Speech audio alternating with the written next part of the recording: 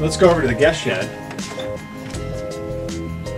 This is 12 feet by 24 feet long, and there's a lot going on in this little structure.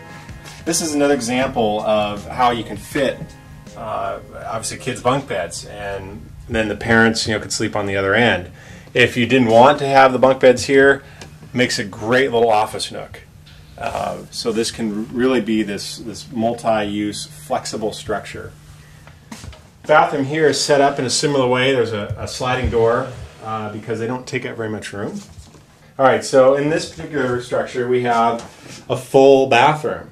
This has a tiled bathtub and surround. We've got a little window, and you can see how a very small space can still have a huge amount of function and use to it. Using just simple materials, just the white tile, some IKEA fixtures, but it just has a nice simple elegance to it that works here.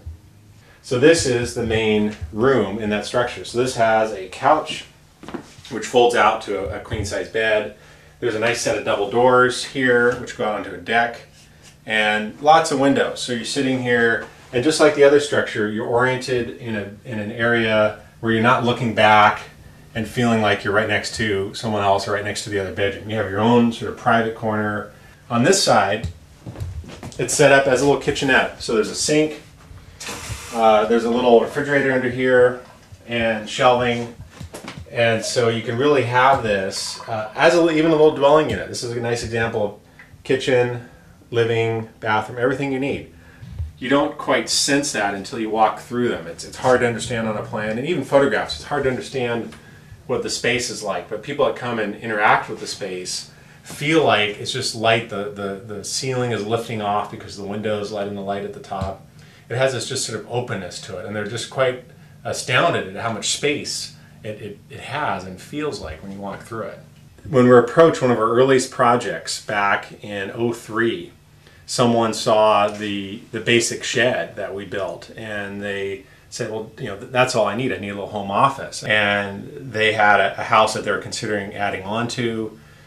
They were going to maybe lift it up or dig out the basement. It was going to be a $150,000 project, and it was going to be a waste of a perfectly good house that they really didn't need to do that to. He just needed more space or additional a room to work in. And so really kind of that thinking was the birth of the modern shed concept, where you can just add this small structure in the backyard. They ended up spending 10% of what the original budget was.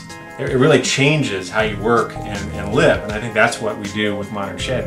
We change how you live, we change how you think about small spaces.